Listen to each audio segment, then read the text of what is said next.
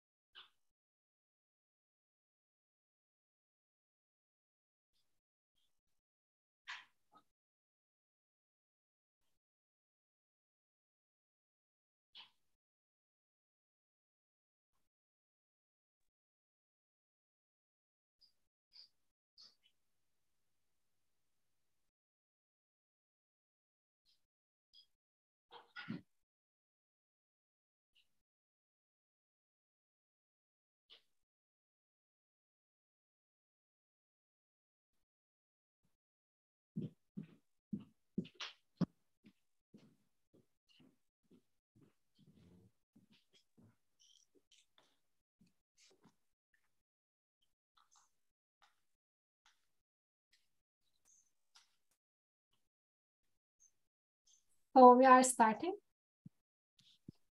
Hello, my name is Elis. I am an activist from Poland Ecological Collective. I will be moderating this seminar tonight.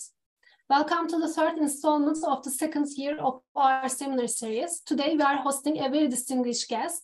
But before that, let me briefly introduce Poland Ecology to those encountering it for the first time. Poland Ecology is a collective set out with a Marxist perspective to contribute to the development of Marxist ecological awareness, both in the ecological movement and in the socialist movement. Poland Ecology aims to promote international Marxist ecological literature and to develop partnerships with movements in other countries. In line with the needs of the struggle, it aims to develop new organizations and platforms and to create an ecological movement in which rural and urban toilers and oppressed, and especially women and young people, become subjects and leaders.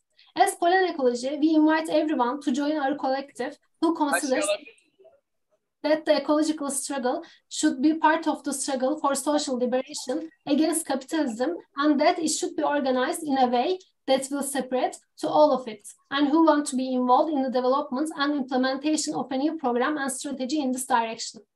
Now I'm also going to introduce our guest, Silvia Federici, very briefly. Silvia Federici is a feminist activist, writer, and teacher. In 1972, she was one of the co-founders of the International Feminist Collective, the organization that launched the Wages for Housework campaign internationally. In the 1990s, after teaching and research in Nigeria, she was active in the anti-globalization movement and the US anti-death penalty movement. She is one of the co-founders of the Committee for Academic Freedom in Africa, an organization dedicated to generating support for the struggles of students and teachers in Africa against the structural adjustments of African economies and educational systems. She is the writer of a well-known book, Caliban and the Witch, among many others.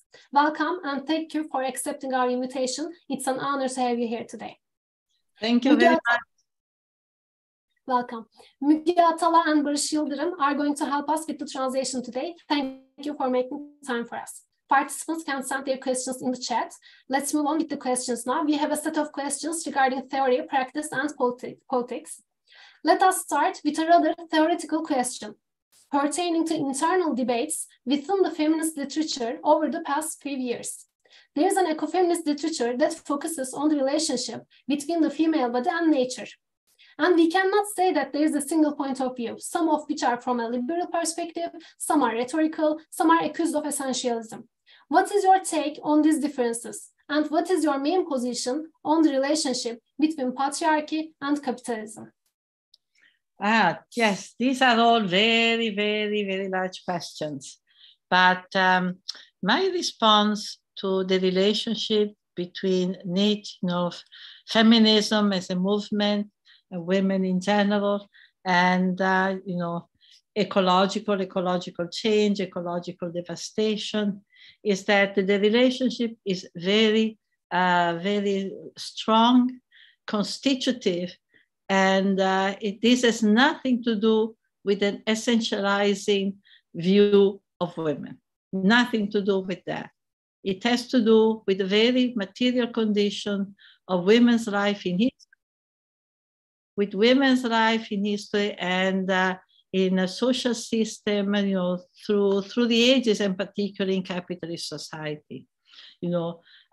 Women have been, and here I refer in particular to capitalism, the main subject of the process of reproduction. What I and other feminists have called, the reproduction of social life.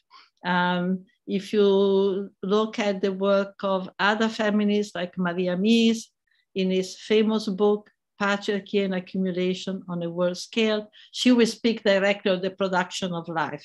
But women have been very involved at all levels, not only with procreation, child raising, the day-to-day activities that are many, that in fact are allowing people to live and to die. Women are those who are helping people not only to live and to grow, but also traditionally those who have helped people to die.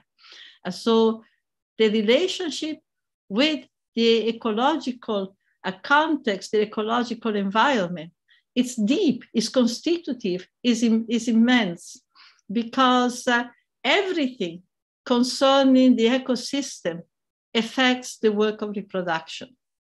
The reproduction of nature is intimately, essentially related to the reproduction of human life. When nature is destroyed today, women are the first. And here I'm not using women, in a generally universalizing. Obviously, we're speaking of women who are not involved, who are not themselves capitalists, exploiters of others. But we're speaking of the majority of women on the planet, right? Who in fact are themselves, not in control of the means of reproduction. They are not in control of the means of reproduction. Some are having two occupations. They're having also access to wage labor. the majority are working outside of the wage relation, but they are not working outside of the capitalist relation. The fact that the women's reproductive work has not been waged, has not been considered, also in the Marxist tradition, as productive work, in the traditional Marxist sense, in the traditional capitalist sense, does not mean that this work is not essential to the reproduction of capital. In the 1970s, we did a whole analysis of what is the work that women have done, in capitalism. And we saw that they have actually reproduced, the laborer, that the work the women have done, what we call domestic work, reproduction work in all its extension. This work is the work that day-to-day reproduces the workforce, reproduces people's capacity to work. In fact, this work is in a way the pillar, of every form of capitalist production. Now, this work, which is the work of reproducing human beings, in all their different, the different aspects of human life, physically, emotional, this work is directly affected, by the condition of the ecological system. We have seen, for example, in recent decades, that the new processes of recolonization, of large parts of what used to be called the third world, Africa, Latin America, parts of Asia, that the imposition of, programs like structural adjustment, which has privatized social resources, have privatized and have opened up vast territory to devastating ecological practices, mining, oil drilling, the cutting of forests. We have seen that these have directly impacted women's life. The poisoning of water, for example, by mercury, because of gold mining, have forced women to walk miles and miles and miles, and also children. Children too have been involved in the reproduction of life, walking to go to find the sources of water that are not killing the families. The privatization of land, the privatization, of agriculture, the industrialization of agriculture, which has brought pesticides, which has brought all kinds of diseases, and actually, had a direct impact, on women's life, have had a direct impact. And when people are forced to leave their villages, for instance, in many parts of the world, because a mining company arrived, because a forest has been cut, there's a whole knowledge that is lost. It's not only a source of reproduction, a source of food, but also there's a whole knowledge. For example, I lived in Nigeria, I lived in Africa. Traditionally, people didn't cure malaria, by buying pills at a pharmacy. They knew what kind of roots, what kind of herbs, leaves were good for treating malaria. Nature, what we call nature, plants, herbs, roots, have tremendous medical properties. We know that. Pharmaceutical companies today are literally sacking the third world to appropriate these medical properties. And women knew them. So when we say that there's a particular interest, a particular investment, and a particular struggle the women today are making in many parts of the world to preserve the ecological system, to fight against all the forces that are destroying the ecological system in urban environment as well as in agricultural environment. We are not talking about essentializing. We are talking about something that has a very, very deep root in a material analysis, of what constitutes the reproduction of human life and what up to this day You know, who up to these days are the fundamental subject of this reproduction? Who is doing the majority of the work? And these are statistics also, these are general statistics, this is not only coming from feminist movement, the statistic of who is doing reproductive work, you know, is now available also from official institutional statistics. Thank you so much for this illuminated perspective. Now we will move with a more political question. What do you think of the idea of ecofascism and what role the environment and ecology play in the political ecology of the far right? Historically, a romanticized view of the countryside had a key role in the emergence of the far right in Italy, US, and other countries. Is this still the case today? Recent years, unfortunately, we have seen both an increase in migration to Europe as well as a rise in the parties of the far right. How should we fight against this situation? Can you repeat? I'm not sure that I've grasped the question. Can you repeat it? Yes, what do you think of the idea of ecofascism and what role the environment... Ecofascism, right? Yes, ecofascism. What role do environment and ecology play in the political ecology of the far right? Historically, say, what is that word? Political ecology of the far right. Far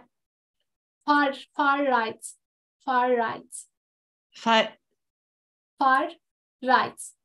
Extremists. Okay, oh, the far right. Okay. I understand in fire. For some reason, far rights. Okay, I'm sorry. These things are not working. Okay, sorry. Good. The far right. Historically, a romanticized view of the countryside had a key role in the emergence of the far right in Italy, US, and other countries. Is this still the case today? Recent years, unfortunately, we have seen both an increase in migration to Europe as well as a rise in the parties of the far right. How should we fight against this situation? Yes. Well, I'm, of course, like everybody else, appalled, you know, by the rise of the far right. Absolutely. At the same time, and I really want to emphasize that as much as we have to fight against the far right, we also have to realize that most of the political laws, bills, measures that are in fact contributing, you know, to the destruction of people's possibility to reproduce themselves where they live, you know, to the measures that are fomenting, pushing warfare across the world, who are forcing people to migrate and migrate under conditions that are threatening to their life, have not just been implemented by right-wing government. And this is the problem. They've been implemented by very democratic government.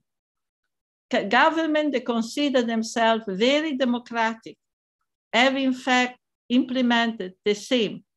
We have a very classical situation now in the United States. What is happening now in the United States is a small but extremely important example, right, of what has been happening for many years. And what is the situation? The war in Ukraine, which is devastating a whole region and ecologically, economically, pushing people out of their home, no, would not continue, could probably come to an end with some negotiation if the United States government did not have a direct interest in prolonging it. Secondly, when you look at the situation at the border of the United States, the border between Mexico and the US, there are thousands and thousands and thousands of migrants who have been pushed out of Central and Latin America, by politics, they were implemented by not the far right, but they were implemented also by the government of the Democratic Party. For example, the militarization of the border between Mexico and the United States, so that in the border of Mexico and the United States, you have the same tactics and weaponry that have been used in Iraq and in Afghanistan. This came under Clinton. The massive migration from, for example, Honduras, a country from Central America, into the United States, has begun after a coup that was applauded by Hillary Clinton and Barack Obama. So I think, and I could make so many other examples. I could make so many other examples. I think it is very important to fight against these new fascists who are responding to, the defense of the white race, the defense of the fatherland, of course, all fascist patriarchal institution, and who are, fighting to the death against immigrants. But we have to see, we have to go deeper, and we have to see that, for example, the policies that are sending millions of people to become immigrants or to become refugees, which are politics of war, and are the politics implemented by the IMF and the World Bank, these two institutions, which represent international capital, with the imposition of the structural adjustment program, which has meant the end of communal ownership. It has meant a huge debt, which has put many countries in bondage. This and forced people to leave. These policies have been taken by the European Union and by democratic governments as well in the United States. When it comes to war, when it comes to the new forms of imperialism and colonialism, we find that the difference in the United States between the right and the Democrats is not so great. The difference is not so great. We see today that under the government of the Democratic Party, many of the very barbaric conditions in the jails, in the immigration camps, at the frontier, towards war. Just 3 weeks ago, the United States government has approved a budget for military defense of $800 billion, almost 1 trillion dedicated to military defense. And in the meantime, of course, the condition for the reproduction of life, there's a lot of poverty in the United States, a lot of poverty. If you come to New York, the great apple, you will see young people also, particularly Black young people, sleeping in the street. If you go to Los Angeles, there are 40,000 people who are homeless. Most of the cities in the South and across the United States have homeless people. So, I wish it was only a problem. I mean, as terrible as it is, I wish it was only a problem of Berlusconi, Meloni, etc. But actually the problem is deeper. The problem is a capitalism that today, the more and more it is in crisis, because Marx was right in this. There is a falling rate of profit. The return on investment are in fact declining. There is a decline in the return on investment. And we see that with that, there is a renewed intensification of exploitation of human beings and nature. There is a new forms of colonization, new forms of territorial conquest. Just in the last, 30 years, for instance, coming from the US, Iraq, Afghanistan, Somalia, Libya, Yugoslavia. I mean, there's been such a constant state of permanent warfare. And I think that this is what we really have to confront. Not simply the degeneration of the far right, but something which is much deeper, which is constitutive of basically the nature of capitalism in its history, and particularly in this phase of development. So we fight, I think that we fight by creating a common ground between many different movements, ecological, feminist, labor movement. This, I think, is the only way. And we create international network. You mentioned about Ukraine. So actually, my next question was regarding to that. NATO was established as an organization to justify war and intervention. Since its foundation, it required designated enemies, the Soviet Union, so-called Islamic fundamentalism, and more recently, Russia, and the emerging big enemies, of course, China.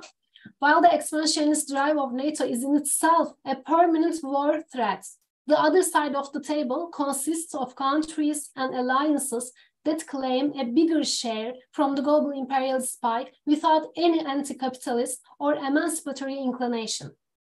In the light of the past work on the women's role in the international struggle against ecological destruction, how do you evaluate the possibility of breaking this many-sided press machine comprising patriarchy, capitalist exploitation and expropriation, and ecological destruction? What political strategies and principles do you deem as fundamental? This is the question of the day. This is really the question of the day. Yes, you're absolutely right. Yes, we have two alternatives. We don't have alternative, really, because we have the new imperialism.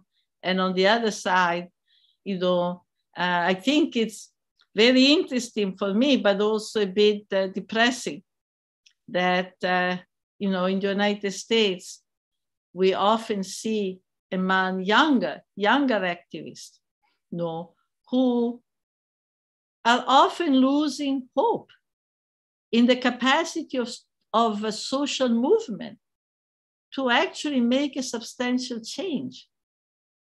And they are now putting their hopes in, China, or, they're looking with favorable eyes, for example, to the fact that, the ascendancy, economic and political ascendancy of China. I don't share that optimism. China does not have perhaps the destructive capacities of the United States, but I don't see that is the alternative. To me, the alternative is really to create, as I mentioned before, right, the kind of social movement that are really able to start, to turn a different page. Social movement that are capable of putting behind them all the things that have divided them, like the labor movement, the feminist, ecological, and really find a common ground. And here I believe that the feminist movement has a very central strategic role. A central strategic role. I mean, when we speak of feminist movement, I speak of an anti-capitalist feminist movement. I don't speak of the feminist movement that has been created by the United Nations. I don't even consider that a feminist movement, right? There is a neoliberal feminism. It's the feminism that says women should be in Wall Street. And in fact, It's the feminism that says that women should be with men in the armies. And one of the fights that I was involved in years ago, and it's a fight that is still very, very, very, very important today, is to say women out of the army, men out of the army.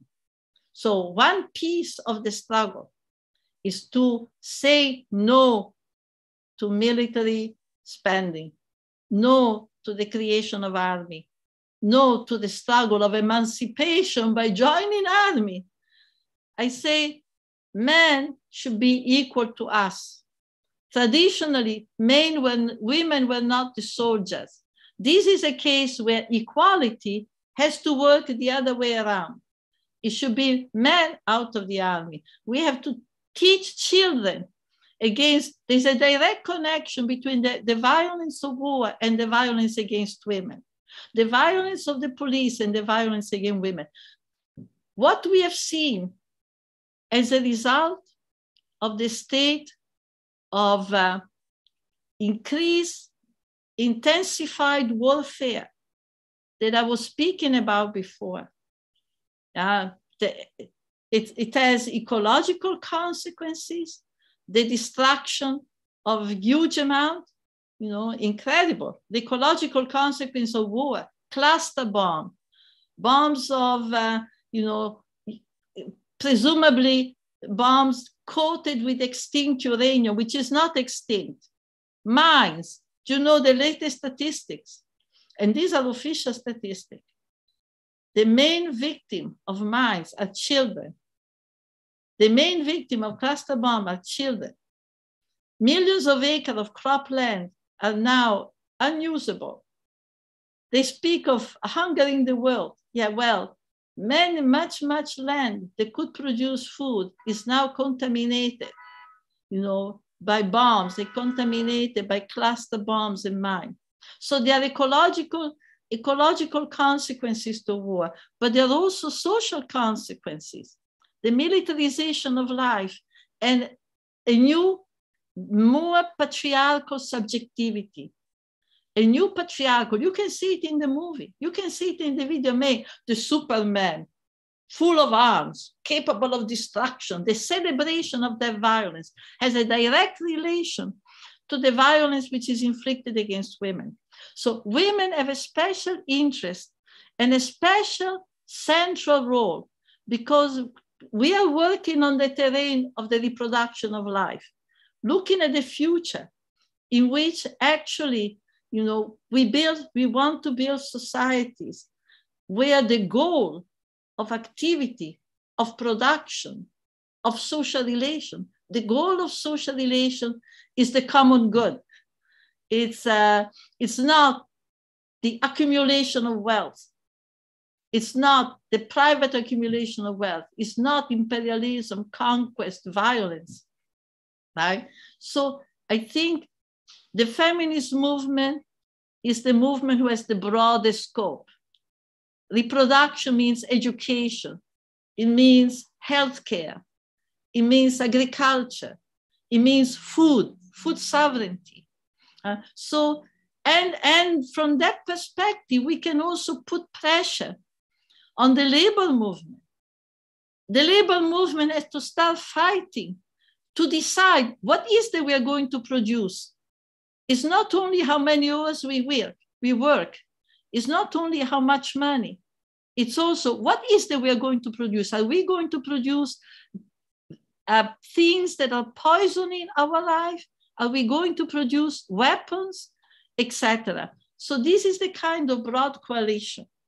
And, I also always add, and this is a lot of the work that I've been writing and talking about, that it's also important to be very careful with the kind of organizing that we set up. And an organizing that is not only addressing, not only directed to protest, but is directed immediately, starting from today, from the present, to the reconstruction of daily life.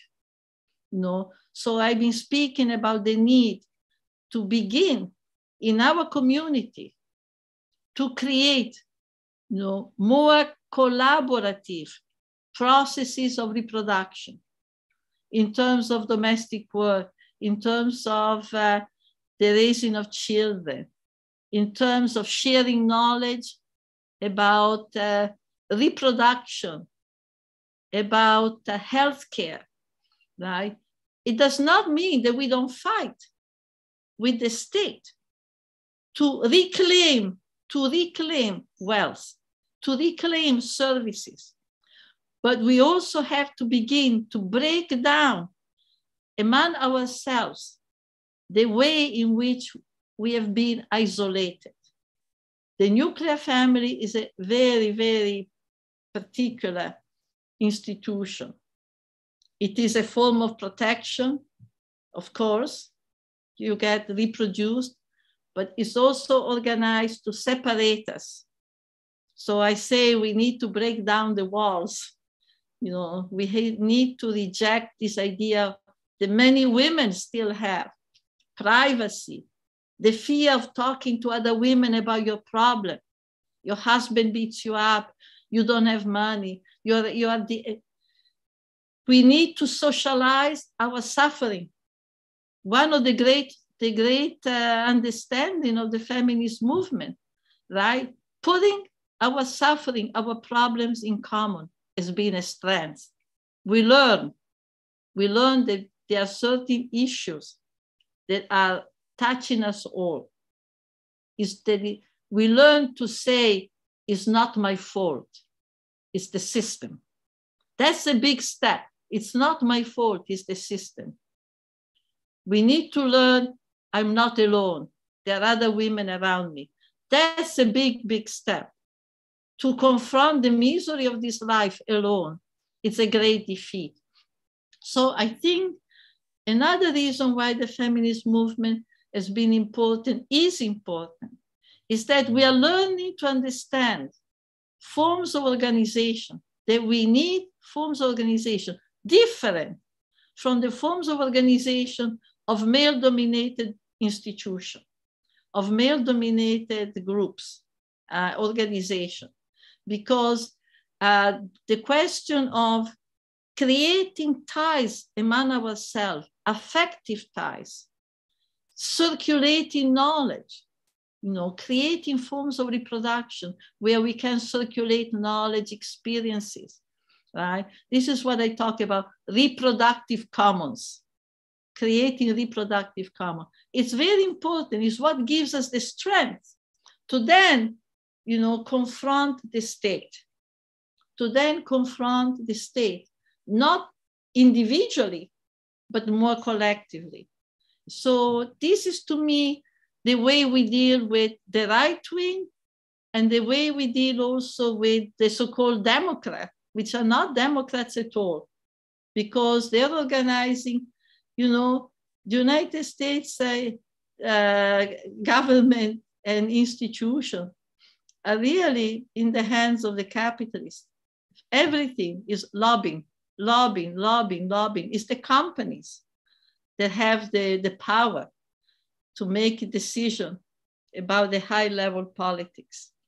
It's the energy company, energy in particular, the mining, the computer, etc. They are the key makers. They are the key makers. So we cannot really put the trust, in this government, the government.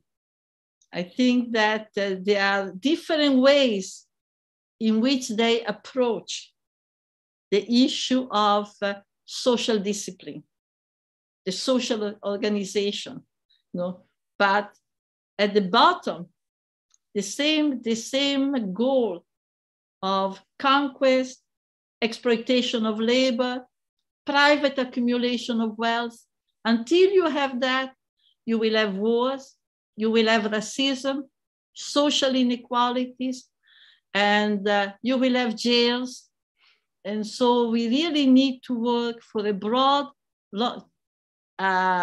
systemic change. But that cannot be envisioned as something that is way, way, way in the future. We have to start building the other society today. We have to start building it today. We have to start taking the steps through our struggle. Our struggle are the beginning of the construction of another society. They are the beginning of experimenting what it means to live in a different way. And I think if we do that, if we begin to do that, then we'll immediately see something that is a change. That even though we are facing tremendous task, a tremendous misery, we already begin to feel less helpless, less desperate, and begin to understand what is, because we don't know what the new society can look like, what is possible. The struggle is a terrain of experimentation. And I think women have a really important role in it. Thank you. So before moving the next question, actually, there's a question in the chat. I want to pose this to you because it's really related to what you mentioned. You mentioned about violence, then you mentioned about fighting against. So the question, Azizajai asks, what would you think about an armed forces that's created for self-defense of a territory and or identity? Yeah. I'm very, very skeptical about the use of an armed force for self-defense. There are many forms of self-defense. Self-defense, yes, but we already have too much violence. We already have too much gun. In the United States, we have, 3 times the amount of guns than we have citizens, right? So I think that we really have to say no to that kind of violence, and I think it has been at times a sad realization that some of the movements that wanted to fight capitalism and went to use, the armed struggle often ended up repeating some of the forms of violence and creating some of the forms of behavior that are typical of the armies. So we have enough Rambo men. We have enough Ramboism in the world without organizing more. And I think that there are other forms of self-defense. I think that, for example, creating networks in the community, internationally, right? There are ways in which we can break our isolation.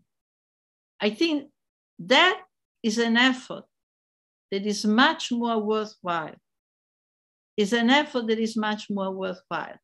To learn to really help each other, not leave each other alone, to begin to see collectively, to begin to see, to connect, for example, with the women who are teaching in the school, the people who are teaching in the school. What is happening to our children? We need to fight on the job to decide what to produce and to decide to have less time to work so that we can, for example, go to speak with the teachers. We need to have a meeting with the teacher. We need to be present, in the hospital. We need to have a time to be engaged in the reproduction of our communities. So being engaged in the reproduction, not only of our family, not only of our individual lives, but the reproduction of our community. There are communities in the United States, I speak of New York, where there's no fresh food, where you depend on a little shop where the food is terrible, right? So people come together and they build a communal garden. So they fight to get a piece of land, cleaning up a piece of land, growing some food. These are activities that are very, very important. So for example, New York, across America, there are a growing number of communal gardens. So the urban agriculture, not to be totally dependent on the market, not to be totally dependent on the market. Break down this separation, the city. This is one small example, But women in many parts of Latin America, they form collectives to put together old and new knowledge about medicine, about reproduction, about procreation, learning about our body, learning about what is our health, not to be dependent on the hospital completely. Yes, we may still go to the hospital, but we don't have to be completely dependent on the hospital. There's a lot that we can learn. Also, if we go to the hospital, not go alone. If we go to a doctor, in the United States, for instance, there are many Black women who don't want to go to the hospital to give birth alone because often they're dealt in a very racist way. So there's a new figure, a new social subject, the doula. The doula is a woman who is an advocate. She's not a medical practitioner. She's a person who comes with you, for example, if you have to give birth, and will look after you, making sure that you are treated with respect and that what you say, I have this problem, is actually paid attention. For instance, many, many more women, Black women in the United States, die giving birth than white women. They die because what they say when they go to the hospital, many times the doctors do not believe them. They say, I have this problem. There's a famous case, a tennis player, Serena Williams. Serena Williams is internationally famous. She almost died. She kept saying that she was suffering. They were not paying attention. But many women, so many Black women, don't go to the hospital alone. This is the common. This is the commune. This is the breaking down of the isolation. This is beginning to change how we confront the institution. I think it's very important to create this communitarian network, a communitarian fabric, and not a situation of people alone. It's not easy. I know it's not easy, but it's very necessary. And I see that it's happening. I've seen in many parts of Latin America, many communities in Argentina, in Chile, by women who otherwise have very, very little resources. It's not rich women who do it. They have their private clinics. But these women, we are coming together. It's the only way not to be completely defeated and to begin to, in fact, be able to confront the state. And I mean state, I don't mean just government. I mean the schools. I mean the hospital. I mean, all the institutions that are in fact controlling our day-to-day life. I think that's far more effective than going to, So self-defense, yes, but not creating another set of, men with the arms. So you provided an alternative to armed forces. I want to ask about the question of climate crises, actually. Like, we are in the edge of planetary collapse with the climate crisis. Do you think the examples you provided will be enough to reach there before time is up? This is another question of the day. I don't know. But we need to do what we need to do. We don't know. We cannot afford to mobilize only when we have guarantees. We have to mobilize because this is necessary. Whether it's sufficient or not, we have to do our best. But not the first, there is a slogan, right? And the slogan says, the first defeat is the struggle that we have not made. The first defeat is the struggle that we have not made. So we have to make the struggle and we learn from it. Time will tell. Thank you so much. So now we are moving with another question. In the Mediterranean and Europe, in Canada, as well as in other parts of the world, there have been a large number of wildfires in the past 4 or 5 years. Yet still, there is a rising right in the imperial core that even promotes the idea that some increase in global temperatures is favorable. On the other hand, in most parts of the global south, ecosystems are being destroyed for the sake of so-called development.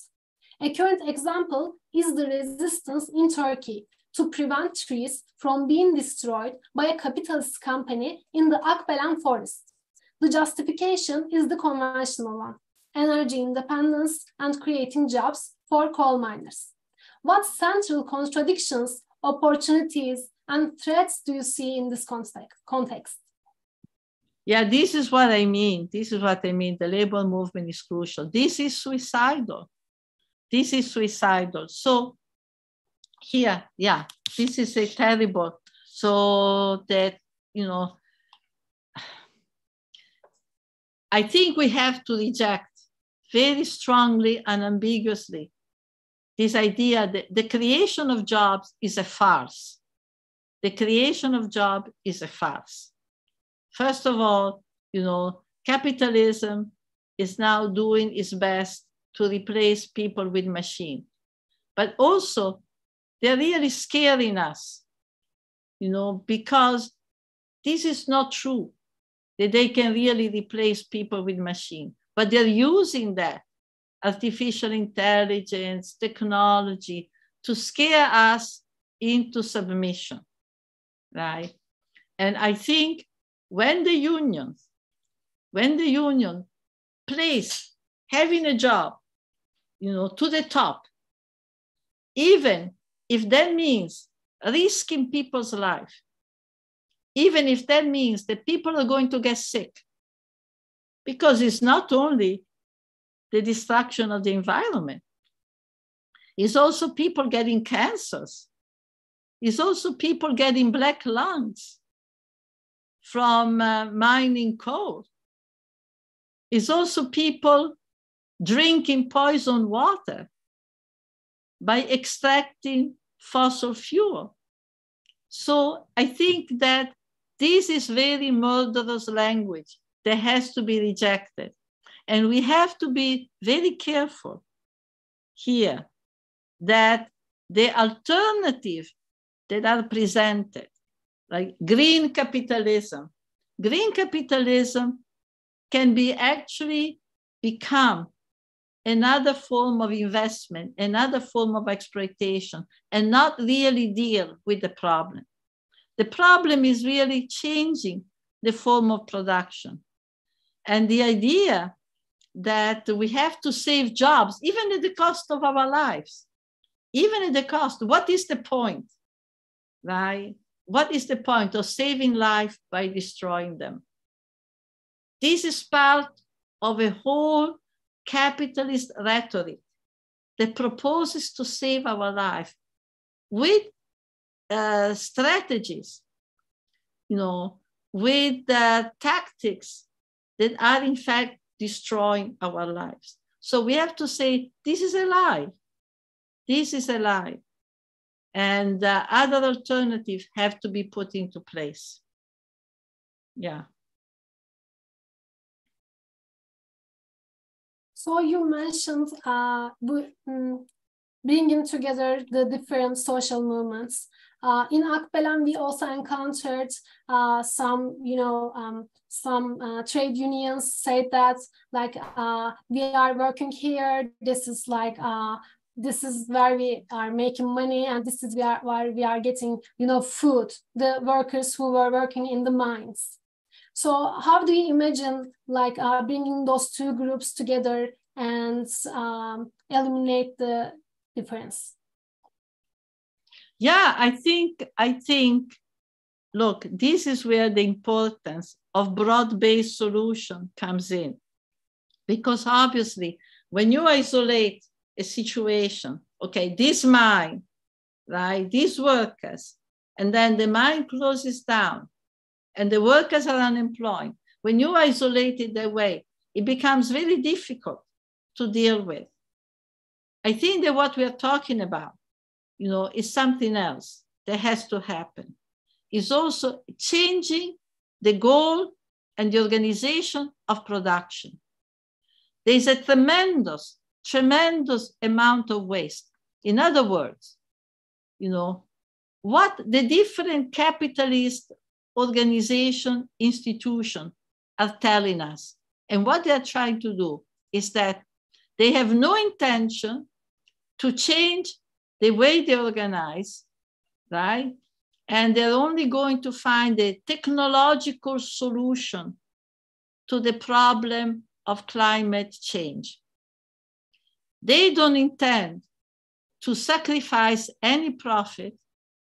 They don't intend to change production. But this is the issue. The struggle has to demand a change in the organization of production. The organization of capitalist production is totally wasteful of human life and natural resources. So we have to start changing the way we live, changing the consumerism, which of course is not general. Most people don't have to eat. Most people, at the same time, in the United States, 30% of the food produced is wasted. They tell us every day, 30% of the food that is produced is wasted. I tell you, I go to my local supermarket. I have a fight every day. They are throwing away very good food because they want the latest, etc. 30% of the food produced. But this is example of the whole organization of production. The organization of production is not geared to the satisfaction of needs. It's geared to the maximization of profit. This is the issue.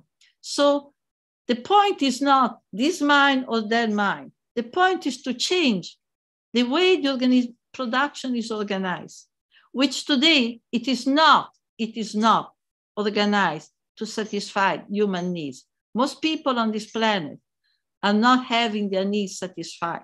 Most people on this planet witness an enormous waste and at the same time, an enormous misery and hunger. Hunger is growing across the world. We're speaking of artificial intelligence, 21st century capitalism, 600 years of exploitation of the earth, and yet poverty. In the Great Apple, not in the bottom of Africa. In New York, there's hunger. In the United States, there's hunger. There's malnutrition.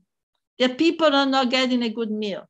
So the issue of the mine and the work has been we are really talking about something broader. We are talking about a work, the union should be part of a work of really changing the organization of production, the organization of distribution, really a systemic change. If we don't do that, then we are really lost. Thank you so much. So in conclusion, we would love to hear your words of support for the local people and political initiatives who have been keeping guard of the Akbelen forest I just mentioned, as well as many ecosystems under attack in Turkey. We can promote your message as a short video clip if you agree. Yeah, no, absolutely. I'm completely all solidarity, to the struggle that people are saying in Turkey, and I'm saying to defend the forest and to defend all this beautiful planet, which is now being destroyed, from, a population, of governments and bureaucrats and so on, who have their eyes fixed, on the short-term profit that they can make. And they do not care if people are dying. They do not care if people are starving. They do not care about the next generation, And this, I think, oh, I'm hearing myself now instead of you. Oh, I can't. Can you hear me right now? Now I hear you, yes. Okay. So I really think of something that involves a change in the organization of production and also a change in our subjectivity. We all have internalized so much, of the capitalist rhetoric. We have internalized so many fears.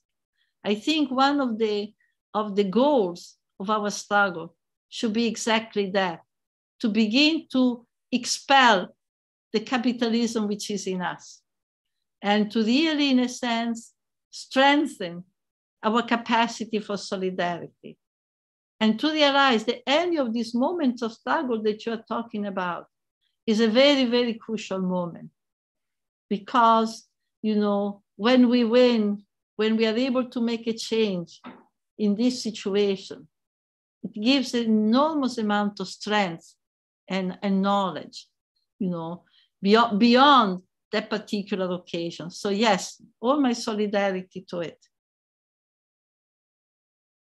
Thank you so much. So these were all my questions. Any participants want to pose another question? You can write it in the chat as well. All right, let me go to the chat. Let's see, where is the chat? Maybe you can take them and. Yes, I can ask you actually. Azize Chai asks another question. She asks, do you think that patriarchal mentalities have been carried out and implemented by feminist movements? Can you say? Yeah. Do you think that patriarchal mentalities have been carried out and implemented by feminist movements? If so, what is your recommendation to eliminate such mentalities? Yes, by so-called feminist movement. Yes. Yeah, for instance, the struggle this feminists have made in the United States to enter the army, to be equal to men and enter the army. That to me is an abomination. Okay, that's an abomination. And in fact, we are learning that every year, 9,000 women are being sexually assaulted. Women who have joined the army are being sexually assaulted in the American army.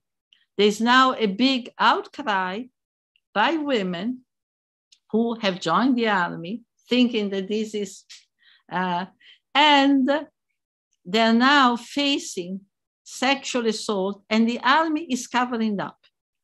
There's a big cover-up. Women have even been killed in the army by either the soldiers or their superior.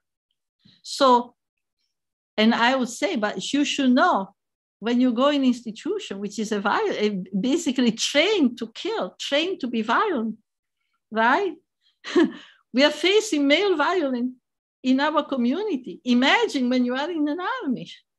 Imagine. So I think that very patriarchal, or the idea, which has been dominant also in the traditional left, that it's only because, our work has not been as important as the work of men, that we in capitalism have been discriminated against.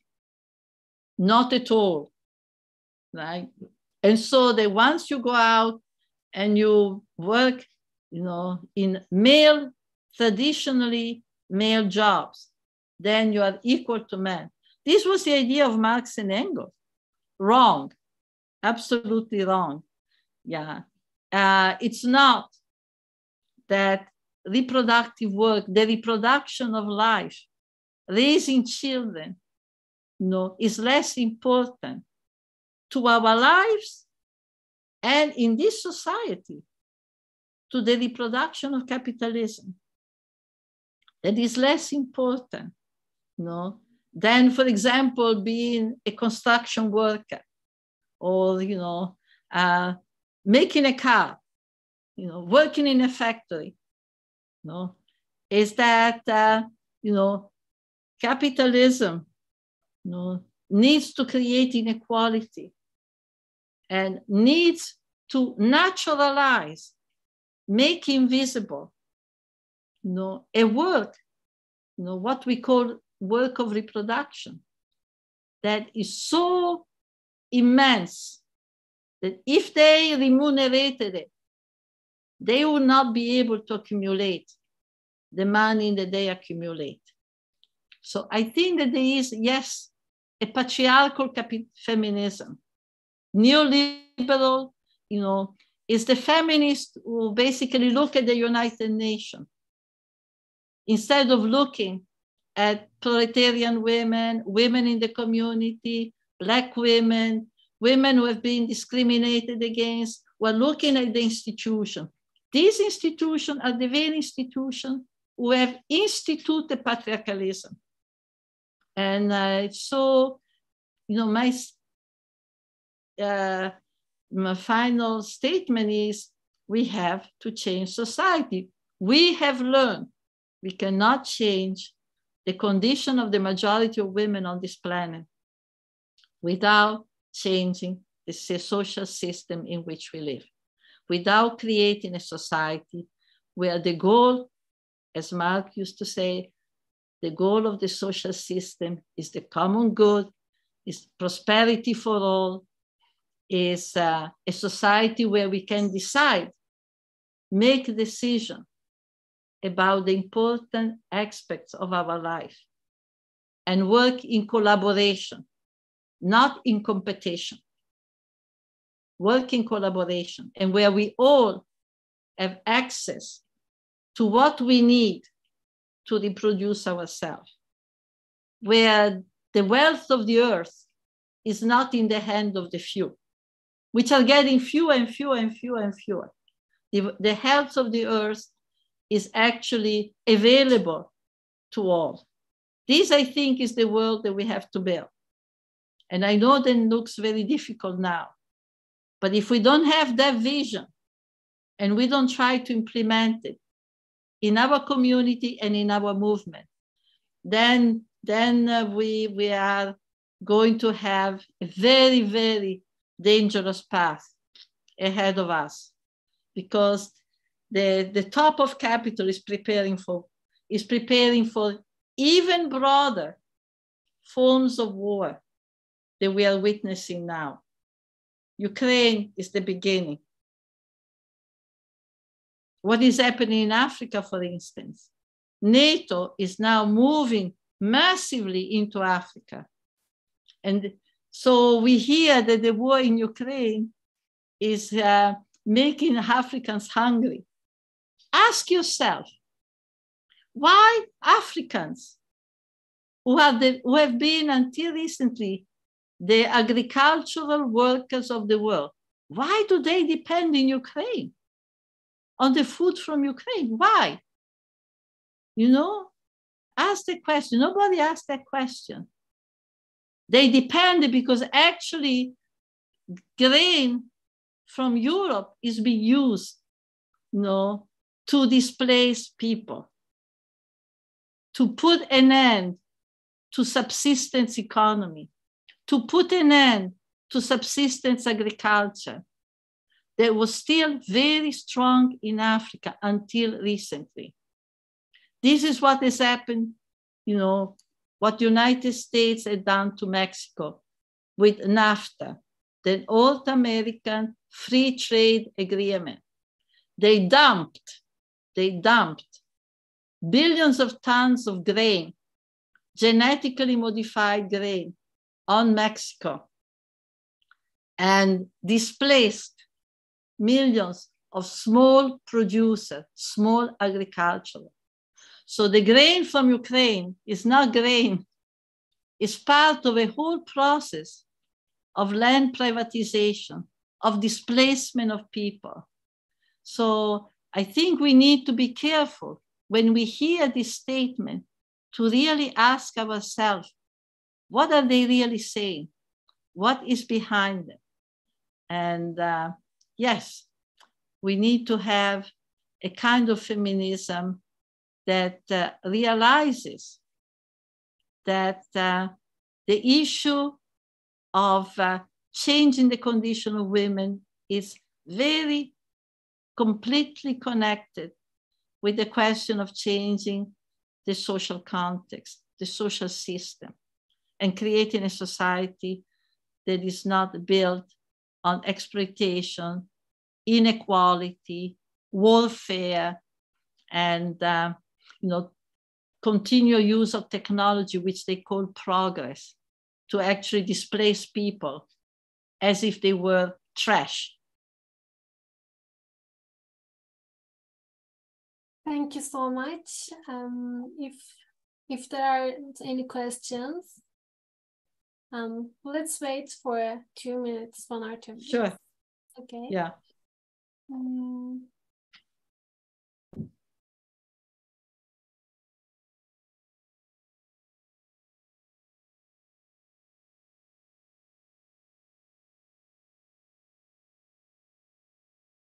You can ask your questions in the chat. Yeah, for some reason I'm having, where's my chat? I'm trying to figure out where's the chat. Somehow but tell people to speak up. Yes. They can, or maybe you can read the chat and tell me.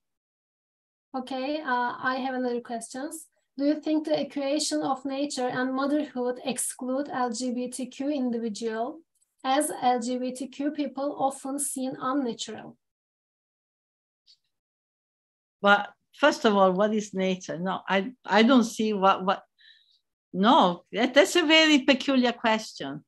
First of all, I think we have had, in the women's movement, from the very beginning, a whole big discussion and analysis of what is called nature. Because very, very, very often, what is being called nature actually, it's very social, right?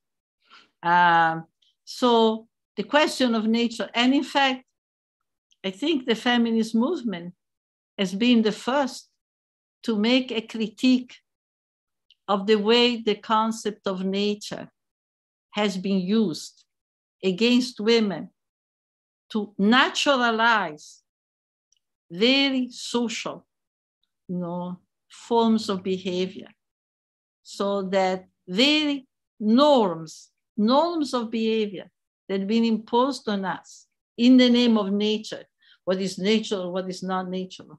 Actually, women have been the first to make a big critique.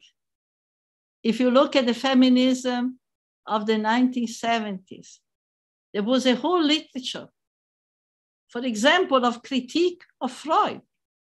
Anatomy is destiny. And we said, no, anatomy is not destiny. Anatomy is not destiny. No? Also, I suggest that people read a book like Maria Mies, Ecofeminism. She wrote it with Vandana Shiva.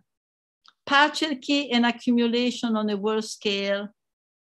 She points out that there's a very bourgeois notion of what nature is, right? Very bourgeois. Because she points out something very beautiful, very thoughtful. Women have dealt with their, quote, nature, right? In a very social, human way.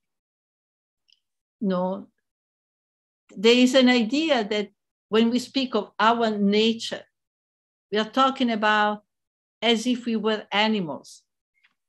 But when women have been nursing children, when women have been giving birth, preparing food, right? Actually, they've done it with a lot of knowledge, with care, with understanding of the social condition. So the idea of nature, this monster nature. So I would say, first of all, that in every society, and I think everybody knows, the separation of women and men, there's always been population that are neither being no completely male, no completely female, who have been something else. We know, for instance, that many children are born with both female and male characteristics. Their children are born, who may have a clitoris and at the same time they have also male characteristics. So unfortunately, since at least the 19th century, there has been a policy that you cannot be something different. You have to be a man or you have to be a woman. And if you're born with characteristics of both, then they do surgery to you. So there's been dozens and dozens of children who have been mutilated.